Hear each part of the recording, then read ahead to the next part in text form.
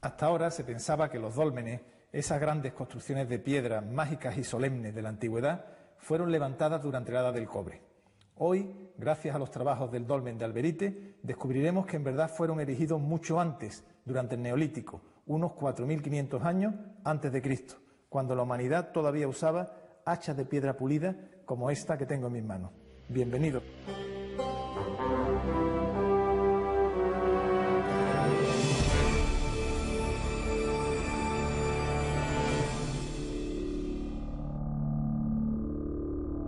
El megalitismo en la península ibérica ha sido un fenómeno plagado de dudas desde hace décadas. Se le atribuyó un origen mediterráneo, pero hoy en día esta hipótesis está en tela de juicio.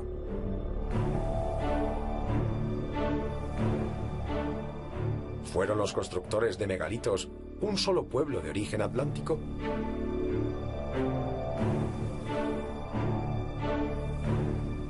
Los megalitos del sur de España se construyeron en el quinto milenio antes de Cristo, unos 2500 años antes de las pirámides de Egipto. Hasta ahora, la historia nos decía que hace 6000 años, en la península ibérica, no se habían desarrollado sociedades complejas. Aquellos hombres habían abandonado la caza para empezar a establecerse en los campos y cultivar. Eran muy primitivos, tribales, desorganizados. Todavía faltaban 2000 años para ver una sociedad formalmente constituida. 2000 años para acercarnos al desarrollo de otros lugares del mundo mediterráneo. Es un monumento muy destacado, de unas dimensiones, como he comentado, muy importantes. Es un dolmen de galería o largo corredor. Tiene aproximadamente unos 20 metros de desarrollo longitudinal.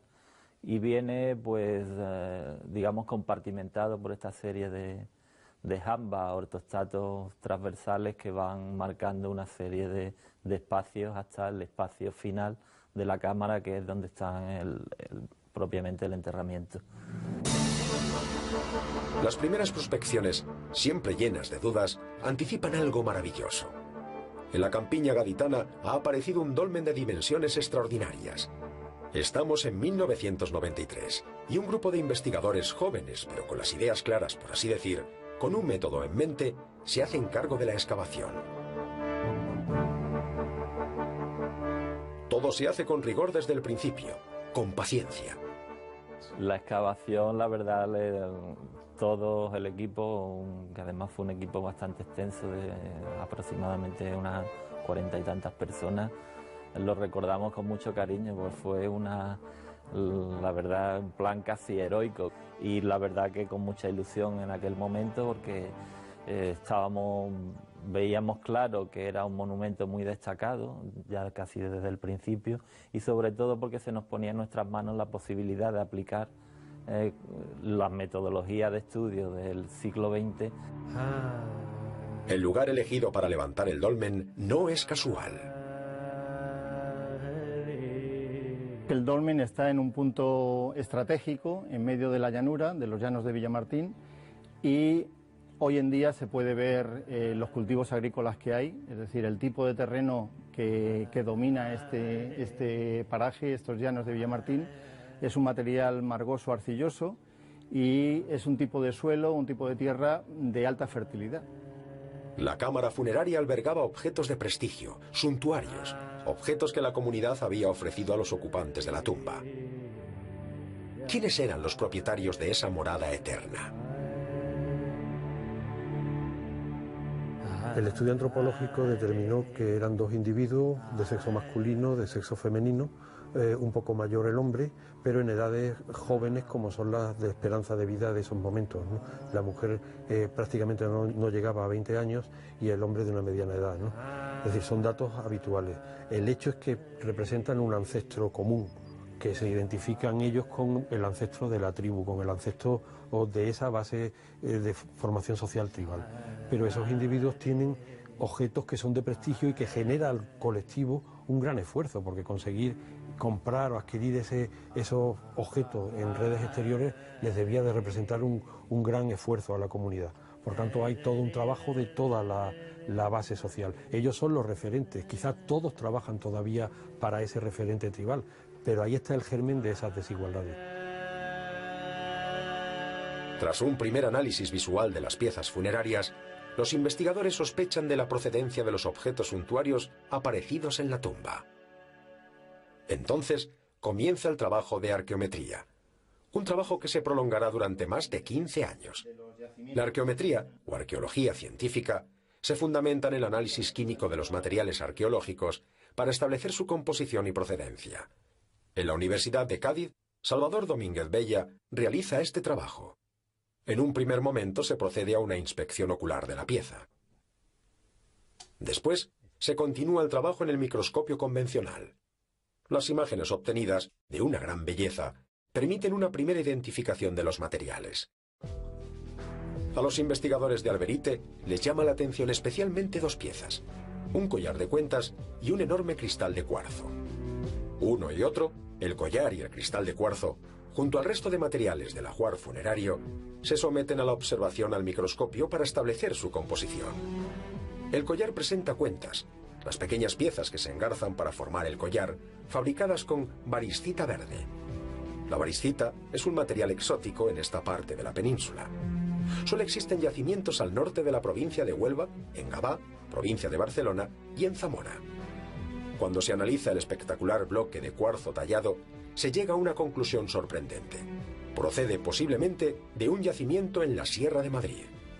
Esto significa que ha existido una forma de comercio o de intercambio de materiales entre comunidades humanas muy alejadas geográficamente, lo que lleva a los científicos a plantearse la existencia de rutas de intercambio. Estamos ante el nacimiento de una forma primitiva de organización social, casi en el origen de un Estado. A fin de cuentas, en todo Estado se establece un orden social y formas de recaudación sobre el trabajo y la propiedad. Quizá la fiscalidad de entonces consistiera en aportar horas de trabajo o excedentes agrícolas. No se sabe. ¿Qué nos ha enseñado este dolmen en estos años también? Que los propios conceptos de la sociología, de la explicación de la sociedad, ha cambiado claramente. El tema es mucho más complejo y el tema marca una desigualdad clara.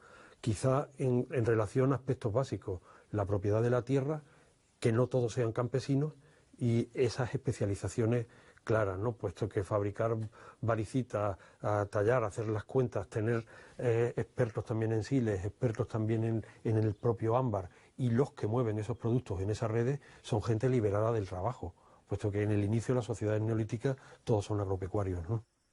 La propia construcción del dolmen reafirma esta tesis. Para ello es bueno hacerse una idea de la cantidad de trabajo realizada en el levantamiento del monumento. El dolmen presenta 35 ortostatos en los laterales, lo que vemos en los laterales, y hasta un total de 65 si contamos las piedras de cobertera que tapaban la estructura del pasillo del dolmen. En su mayor parte pues proceden de la zona del Rosalejo, las lomas del Rosalejo, que están hacia el este, los afloramientos geológicos, y que estarían aproximadamente a unos 3 kilómetros y medio del enclave de Alberite 1. La edificación de estos megalitos, la tecnología empleada para construir estos gigantes de las llanuras, ha sido un enigma durante años. En el conjunto monumental de los dólmenes de Antequera han realizado un trabajo audiovisual de investigación que sintetiza las ideas manejadas por la comunidad científica durante los últimos años. Las conclusiones son claras. La mayor parte de los miembros de las sociedades neolíticas del sur trabajaban conjuntamente en la construcción de los megalitos, de los dólmenes. Había un trabajo especializado de cantería, de transporte de los enormes bloques de piedra, de talla, y por supuesto, había uno o varios arquitectos. Los bloques de piedra se tallaban y pintaban con motivos gráficos de significado complejo. Y el dato más sorprendente, la datación, la cronología científica del dolmenismo en la península. Los trabajos llevados a cabo en Alberite retrasan la aparición de los dólmenes en Iberia al quinto milenio antes de Cristo.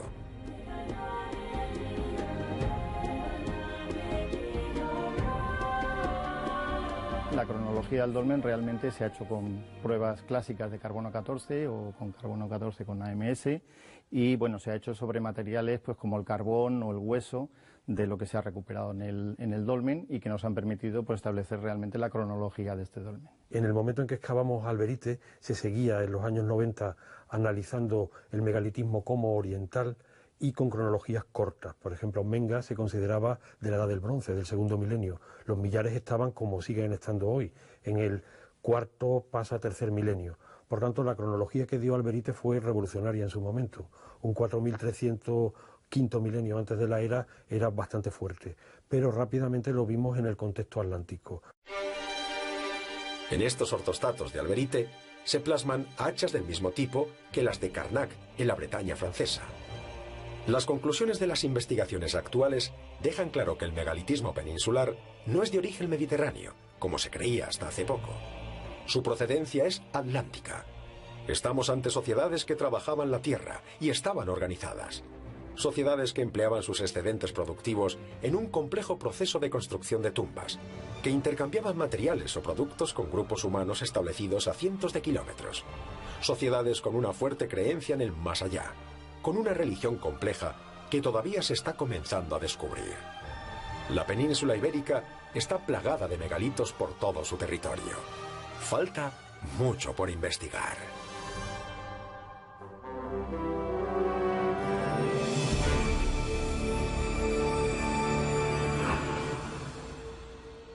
La arqueología es una especialidad científica que nos permite comprender a la sociedad humana desde sus orígenes más remotos.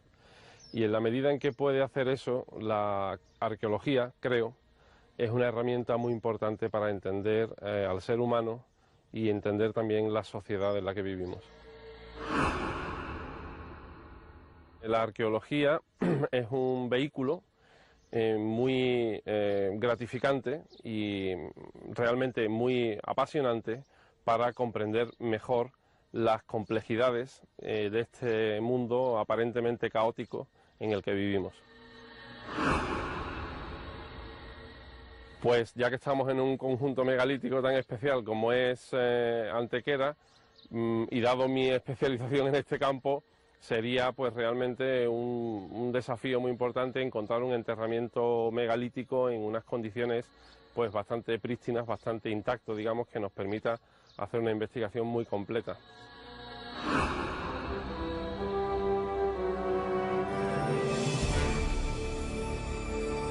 ¿Tendría razón el historiador griego Estrabón cuando afirmó que los tartesios poseían leyes escritas en verso con más de 6.000 años de antigüedad? El análisis de los signos grabados sobre dos antiquísimas piezas megalíticas podría indicarnos que la escritura apareció en la península ibérica mucho antes de lo que pensábamos hasta ahora. Las personas que construyeron nuestros dólmenes pudieron utilizar la escritura miles de años antes que lo hicieran los fenicios. Otra sorpresa más de las muchas que la arqueología nos tiene aún que proporcionar. Nuestra riqueza arqueológica es tan importante que no puede ser por completo expuesta en los museos. Así todos ellos tienen almacenes donde se custodian, se almacenan, se clasifican por los numerosos hallazgos que se producen de forma continuada. Nos encontramos en los sótanos del Museo Arqueológico de Huelva, donde vamos a estudiar unas piezas muy singulares que pueden significar toda una revolución en nuestra forma de concebir la historia de la escritura en España.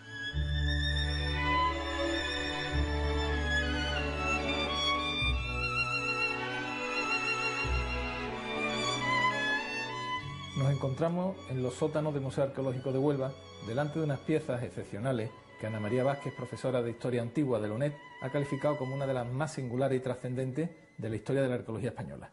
Bueno, Ana María, me gustaría que me explicaras el por qué son tan importantes, qué vienen a decirnos estas piezas y cuál es la tesis que te permiten sostener pues, los signos en ellas inscritas. Pues la importancia de estas dos piezas que tenemos aquí delante es que en relación a las primeras escrituras que tenemos en todas estas, significa que estas son 4.000 años más o menos más antiguas que lo que tenemos aquí. Y esta es la primera vez que se escribe en la península ibérica. O sea que entiendo que si la tesis oficial y más habitual nos hablaba que los fenicios traen la escritura en el 750 antes de Cristo, tú mantienes que ya en la península había escritura 3.000 años antes de que llegaran los fenicios. Es una teoría revolucionaria, ¿no? Las mantengo porque esto tiene signos de escritura y esto tiene signos de escritura. Es decir, como están también en contexto arqueológico y están perfectamente documentadas por el Museo de Huelva, que es donde estamos, pues es algo totalmente revolucionario, pero que cambia toda la historia de la escritura de Europa y de Occidente y de España, claro. La importancia que tiene esto es que tiene unos signos muy esquemáticos, muy alargados, que yo le llamo la escritura de Huelva I, que es muy semejante a como escribimos ahora. Por ejemplo, tiene la L, tiene los ángulos, tiene la W, tiene la U, y eso para ser del 4000 al 3000, calcula del 3200 a.C., es una revolución total y absoluta. Pero no todos los científicos coinciden con esta teoría. El mayor, digamos, escepticismo que se levanta alrededor de esa pieza nace precisamente del hecho de que sea una única pieza. Es una pieza aislada que incluso si aceptásemos que tiene signos que representan algún tipo de escritura, pues resultaría, como se dice ahora, una evidencia aislada. Pero es que además resulta un tipo de pieza especialmente polémica, porque en los diferentes filtros que aplicamos para decidir que lo que hay representado en determinados objetos es escritura, los iniciales son también importantes, que pasan por distinguir que aquello sea intencionado, que siendo intencionado haya la intencionalidad de representar algún tipo de signos, que esos signos sean individuables, que cada uno de ellos haya sido trazado de un modo que lo distingue de los anteriores, que esos entre sí se articulen y que por lo tanto tengan valores que se oponen a los demás y que formen unos con otros algún tipo de lenguaje. Cuando los fenicios llegan aquí, la población hispana, prehispana, ya utilizaba la escritura.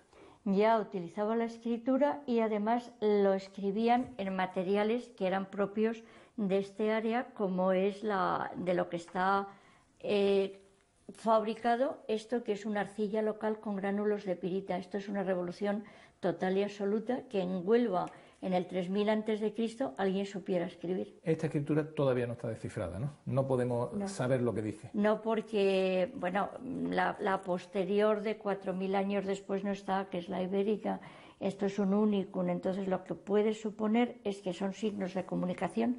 Tampoco se puede decir que sea una verdadera escritura, es que no se puede decir nada porque no hay punto de comparación con nada. ¿Cómo llegas tú a la conclusión de que son signos escritos? Tiene que haber una evolución, una especie de aventura científica, porque formulas una tesis muy rompedora. Y dos, ¿cómo es que la ciencia no ha visto eso antes? Cuando llegué al Museo de Huelva, en vez de empezar por donde todo el mundo empieza, que es por los fenicios, se me ocurrió empezar por el principio.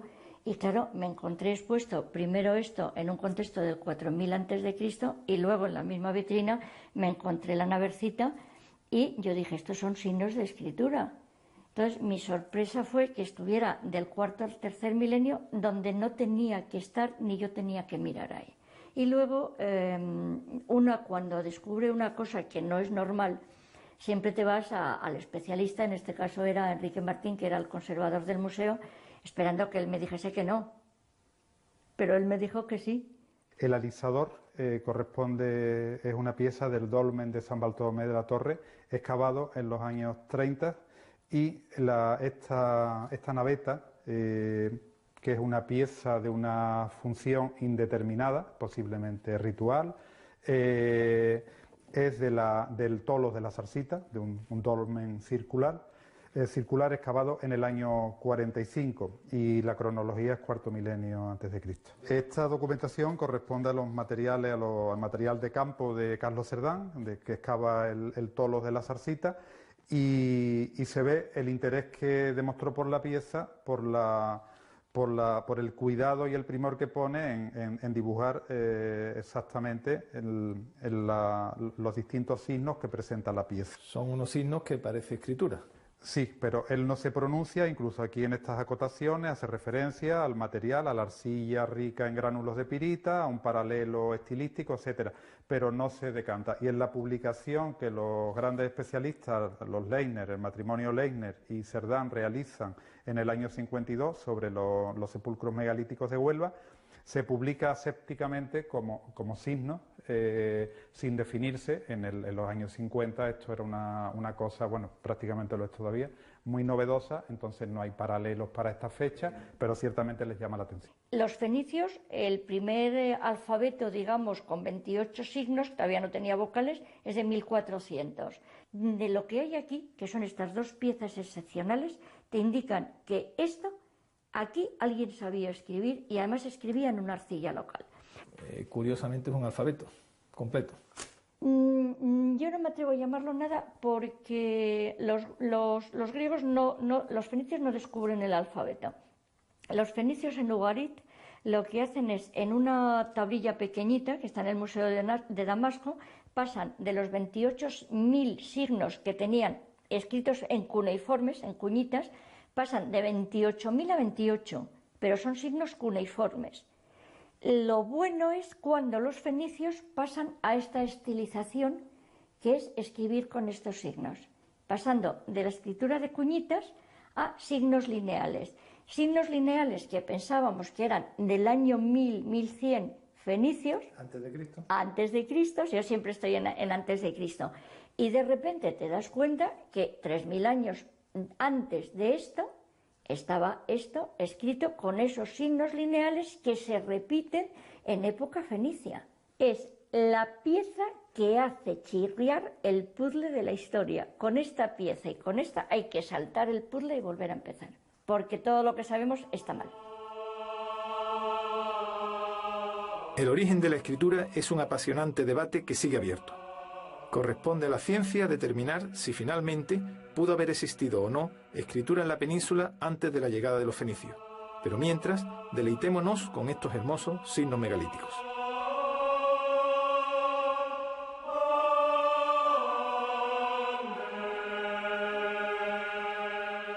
Las costas españolas aún esconden infinidad de tesoros por descubrir. Finalizamos nuestro programa con la visita a Arcua, el Museo Nacional de Arqueología Subacuática de Cartagena. Y no olviden que en nuestro próximo programa vamos a continuar contándoles lo que ocurrió hace mucho, mucho tiempo.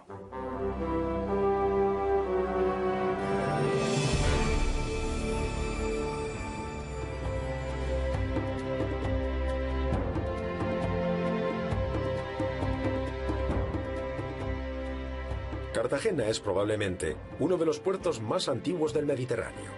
Es en realidad un puerto natural. Su importancia histórica es indudable. Allí se puede visitar el único centro de España dedicado a la arqueología subacuática, el Arcua. En el Mediterráneo solo existe una instalación similar, en Turquía.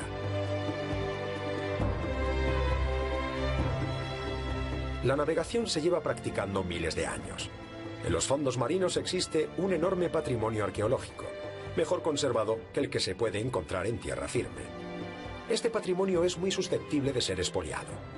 Habitualmente las piezas que reposan en los pecios marinos se encuentran completas, con pocos desperfectos, lo que aumenta su demanda en el mercado negro. El mar es un misterio. Sumergirse bajo sus aguas, toda una experiencia. La primera sensación que se tiene cuando uno bucea es que lo del mundo del silencio es una auténtica falacia. El fondo del mar está lleno de ruidos y de sonidos. Y en cuanto a arqueología, pues es entrar en contacto con objetos, con muestras de la historia que nadie ha tocado o ha visto antes desde el momento de su hundimiento, que en ocasiones puede ser hace muchísimos siglos. Se pueden encontrar sorpresas inesperadas. No me esperara de ninguna de las maneras un mosaico romano, un trozo de un mosaico romano en un barco del siglo XIV. Claro, la primera incógnita es qué hace un trozo de mosaico romano en un barco del siglo XIV. Bueno, forma parte del lastre de la embarcación. En el Arcua de Cartagena se propone al visitante un paseo por la historia de la navegación. Fenicios, griegos y romanos comparten una enorme sala, junto a otras piezas más recientes. Se pueden contemplar piezas rescatadas del mar como lingotes de bronce, ánforas, viejas anclas y objetos religiosos únicos como esta mano de reminiscencias herméticas. A cada época de la antigüedad se le dedica un espacio consistente en la reproducción de una embarcación tipo, la maqueta de un puerto y una colección de piezas, además de unas completas infografías que ayudan a los espectadores en la comprensión del contexto histórico. Desde el Arcua también se trata de explicar la complejidad del trabajo arqueológico bajo las aguas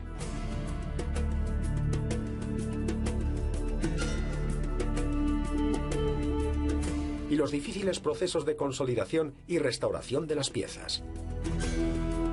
La joya del museo es un barco, aproximadamente de época fenicia, que se expone en una gran vitrina. Es el Mazarrón I, el barco más antiguo que se conserva en España. En el nivel inferior de la sala se pueden ver algunos materiales obtenidos en este pecio, que costó 10 años consolidar.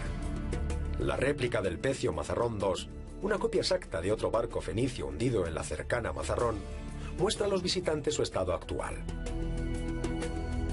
Una infografía nos muestra el aspecto real de la embarcación y unos audiovisuales nos conducen por su proceso de excavación.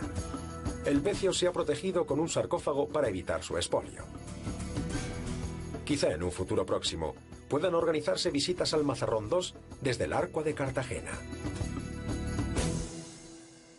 La costa española es un inmenso yacimiento arqueológico.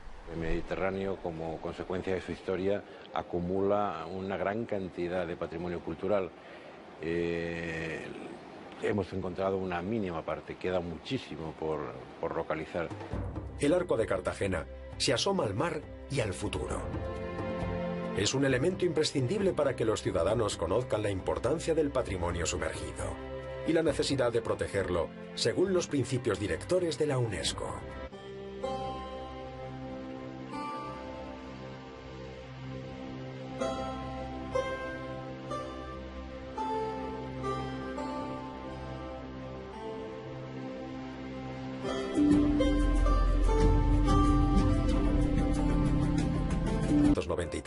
Y un grupo de investigadores jóvenes, pero con las ideas claras, por así decir, con un método en mente, se hacen cargo de la excavación. Todo se hace con rigor desde el principio, con paciencia. La excavación, la verdad, todo el equipo, que además fue un equipo bastante extenso, de aproximadamente unas 40 y tantas personas, lo recordamos con mucho cariño, pues fue la verdad, un plan casi heroico, y la verdad que con mucha ilusión en aquel momento, porque veíamos claro que era un monumento muy destacado, ya casi desde el principio, y sobre todo porque se nos ponía en nuestras manos la posibilidad de aplicar las metodologías de estudio del siglo XX. El lugar elegido para levantar el dolmen no es casual. El dolmen está en un punto estratégico en medio de la llanura, de los llanos de Villamartín, y hoy en día se puede ver los cultivos agrícolas que hay, es decir, el tipo de terreno que domina este paraje, estos llanos de Villamartín, es un material margoso arcilloso y es un tipo de suelo, un tipo de tierra de alta fertilidad. La cámara funeraria albergaba objetos de prestigio, suntuarios, objetos que la comunidad había ofrecido a los ocupantes de la tumba. ¿Quiénes eran los propietarios de esa morada eterna? El estudio antropológico determinó que eran dos individuos de sexo masculino, de sexo femenino, un poco mayor el hombre, pero en edades jóvenes como son las de esperanza de vida de esos momentos, ¿no? La mujer prácticamente no llegaba a 20 años y el hombre de una mediana edad, ¿no? Es decir, son datos habituales. El hecho es que representan un ancestro común, que se identifican ellos con el ancestro de la tribu, con el ancestro o de esa base de formación social tribal. Pero esos individuos tienen objetos que son de prestigio y que genera al colectivo un gran esfuerzo, porque conseguir comprar o adquirir esos objetos en redes exteriores les debía de representar un gran esfuerzo a la comunidad. Por tanto, hay todo un trabajo de toda la base social. Ellos son los referentes, quizás todos trabajan todavía para ese referente tribal, pero ahí está el germen de esas desigualdades. Tras un primer análisis visual de las piezas funerarias, los investigadores sospechan de la procedencia de los objetos suntuarios aparecidos en la tumba. Entonces comienza el trabajo de arqueometría, un trabajo que se prolongará durante más de 15 años.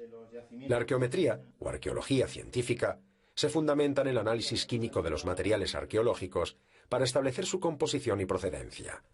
En la Universidad de Cádiz... Los expertos también en el propio ámbar, y los que mueven esos productos en esas redes son gente liberada del trabajo, puesto que en el inicio de las sociedades neolíticas todos son agropecuarios, ¿no? La propia construcción del dolmen reafirma esta tesis. Para ello es bueno hacerse una idea de la cantidad de trabajo realizada en el levantamiento del monumento. El dolmen presenta 35 ortostatos en los en los laterales, lo que vemos en los laterales, y hasta un total de 65 si contamos las piedras de cobertera que tapaban la estructura del pasillo del dolmen.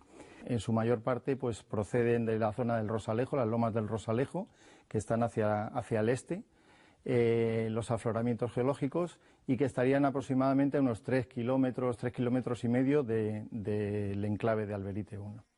La edificación de estos megalitos, la tecnología empleada para construir estos gigantes de las llanuras, ha sido un enigma durante años. En el conjunto monumental de los dólmenes de Antequera han realizado un trabajo audiovisual de investigación que sintetiza las ideas manejadas por la comunidad científica durante los últimos años. Las conclusiones son claras. La mayor parte de los miembros de las sociedades neolíticas del sur trabajaban conjuntamente en la construcción de los megalitos, de los dólmenes. Había un trabajo especializado de cantería, de transporte de los enormes bloques de piedra, de talla, y por supuesto, había uno o varios arquitectos. Los bloques de piedra se tallaban y pintaban con motivos gráficos de significado complejo. Y el dato más sorprendente, la datación, la cronología científica del dolmenismo en la península.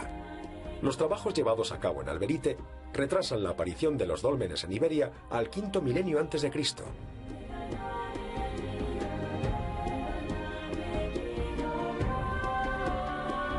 La cronología del dolmen realmente se ha hecho con pruebas clásicas de carbono 14 o con carbono 14 con AMS, y bueno, se ha hecho sobre materiales pues como el carbón o el hueso de lo que se ha recuperado en el dolmen, y que nos han permitido pues establecer realmente la cronología de este dolmen. En el momento en que excavamos Alberite se seguía en los años 90 analizando el megalitismo como oriental y con cronologías cortas. Por ejemplo, Menga se consideraba de la Edad del Bronce, del segundo milenio. Los millares estaban, como siguen estando hoy, en el cuarto pasa tercer milenio. Por tanto, la cronología que dio Alberite fue revolucionaria en su momento. Un 4300 quinto milenio antes de la era bastante fuerte, pero rápidamente lo vimos en el contexto atlántico. En estos ortostatos de Alberite se plasman hachas del mismo tipo que las de Carnac en la Bretaña francesa. Las conclusiones de las investigaciones actuales dejan claro que el megalitismo peninsular no es de origen mediterráneo. Esas grandes construcciones de piedra mágicas y solemnes de la antigüedad fueron levantadas durante la Edad del Cobre. Hoy, gracias a los trabajos del dolmen de Alberite, descubriremos que en verdad fueron erigidos mucho antes, durante el Neolítico, unos 4.500 años antes de Cristo, cuando la humanidad todavía usaba hachas de piedra pulida como esta que tengo en mis manos. Bienvenido.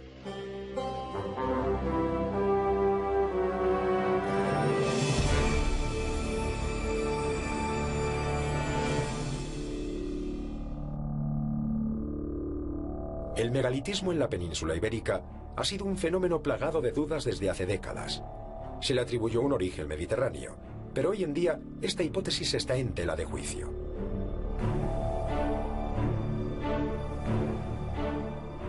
¿Fueron los constructores de megalitos un solo pueblo de origen atlántico?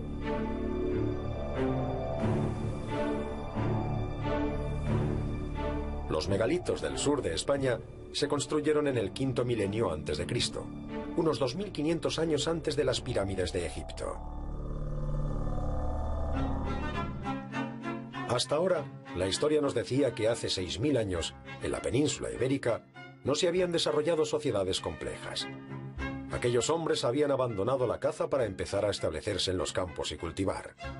Eran muy primitivos, tribales, desorganizados. Todavía faltaban 2000 años para ver una sociedad formalmente constituida. 2000 años para acercarnos al desarrollo de otros lugares del mundo mediterráneo. Es un monumento muy destacado, de unas dimensiones, como he comentado, muy importantes. Es un dolmen de galería o largo corredor.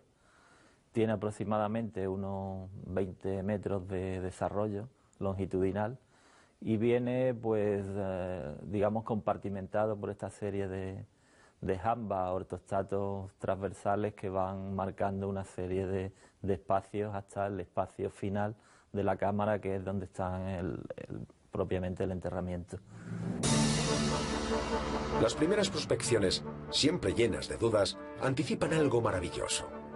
En la campiña gaditana ha aparecido un dolmen de dimensiones extraordinarias. Estamos en 1993 y un grupo de investigadores jóvenes, pero con las ideas claras, por así decir, con un método en mente, se hacen cargo de la excavación.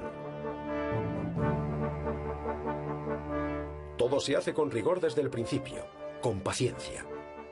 La excavación, la verdad, todo el equipo, que además fue un equipo bastante extenso, de aproximadamente unas 40 y tantas personas, lo recordamos con mucho cariño, pues fue la verdad, un plan casi heroico y la verdad que con mucha ilusión. Son gente liberada del trabajo, puesto que en el inicio de las sociedades neolíticas todos son agropecuarios, ¿no? La propia construcción del dolmen reafirma esta tesis. Para ello es bueno hacerse una idea de la cantidad de trabajo realizada en el levantamiento del monumento. El dolmen presenta 35 ortostatos en los laterales, lo que vemos en los laterales, y hasta un total de 65 si contamos las piedras de cobertera que tapaban la estructura del pasillo del dolmen. En su mayor parte pues proceden de la zona del Rosalejo, las lomas del Rosalejo, que están hacia el este, los afloramientos geológicos, y que estarían aproximadamente a unos 3 kilómetros y medio del enclave de Alberite I. La edificación de estos megalitos, la tecnología empleada para construir estos gigantes de las llanuras, ha sido un enigma durante años.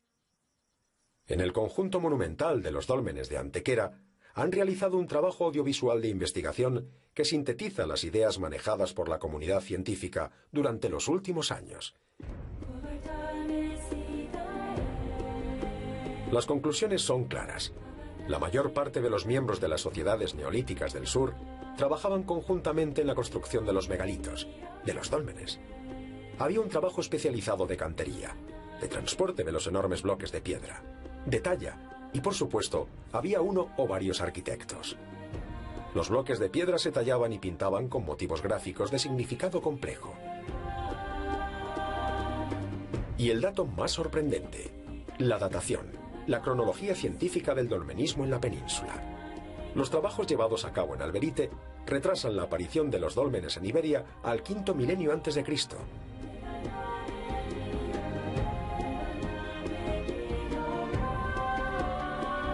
La cronología del dolmen realmente se ha hecho con pruebas clásicas de carbono 14 o con carbono 14 con AMS, y bueno, se ha hecho sobre materiales pues como el carbón o el hueso de lo que se ha recuperado en el dolmen, y que nos han permitido pues establecer realmente la cronología de este dolmen. En el momento en que excavamos Alberite se seguía en los años 90 analizando el megalitismo como oriental y con cronologías cortas. Por ejemplo, Menga se consideraba de la Edad del Bronce, del segundo milenio. Los millares estaban como siguen estando hoy, en el cuarto pasa tercer milenio.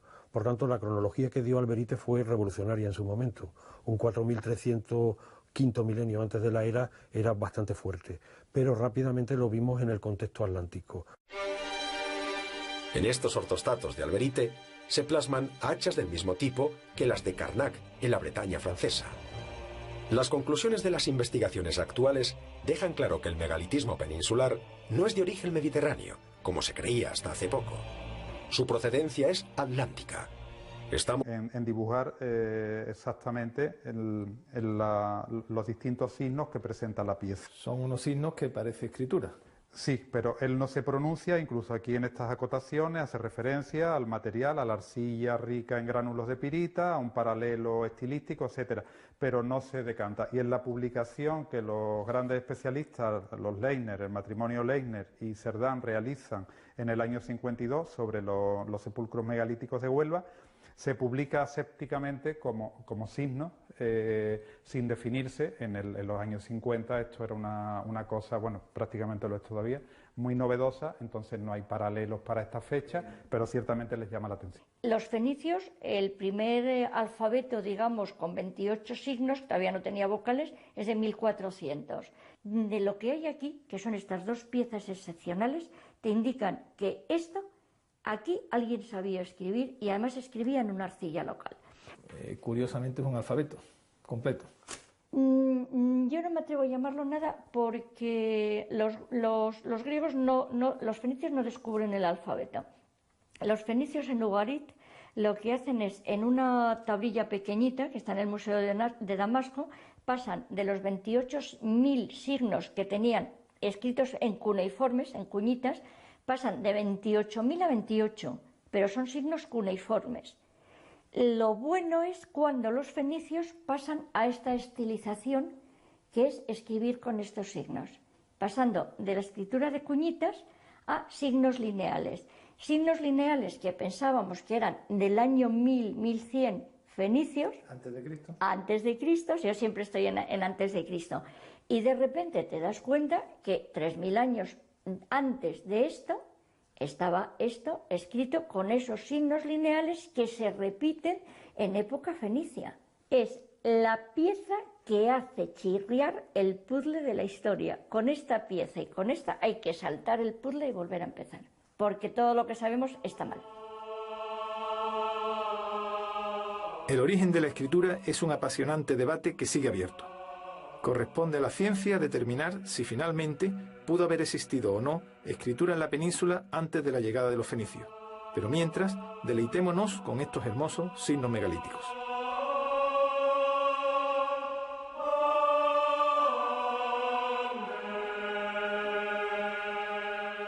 Las costas españolas aún esconden infinidad de tesoros por descubrir.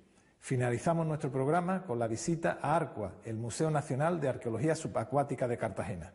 Y no olviden que en nuestro próximo programa vamos a continuar contándoles lo que ocurrió hace mucho, mucho tiempo.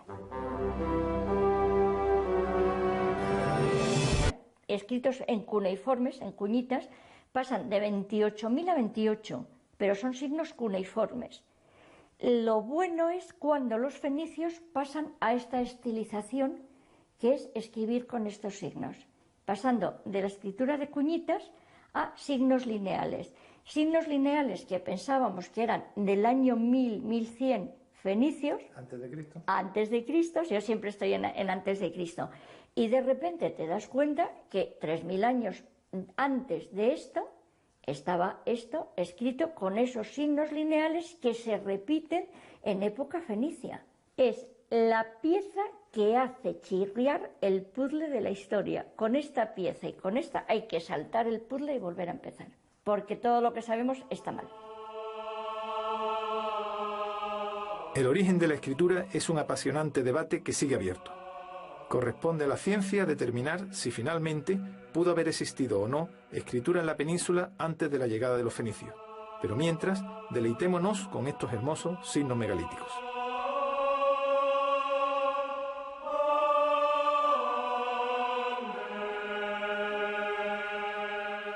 Las costas españolas aún esconden infinidad de tesoros por descubrir. Finalizamos nuestro programa con la visita a Arcua, el Museo Nacional de Arqueología Subacuática de Cartagena. Y no olviden que en nuestro próximo programa vamos a continuar contándoles lo que ocurrió hace mucho, mucho tiempo.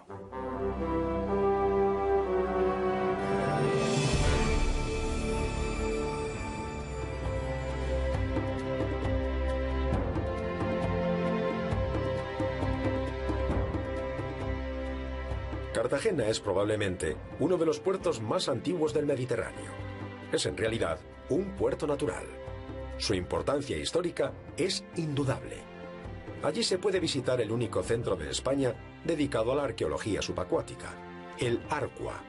En el Mediterráneo solo existe una instalación similar, en Turquía.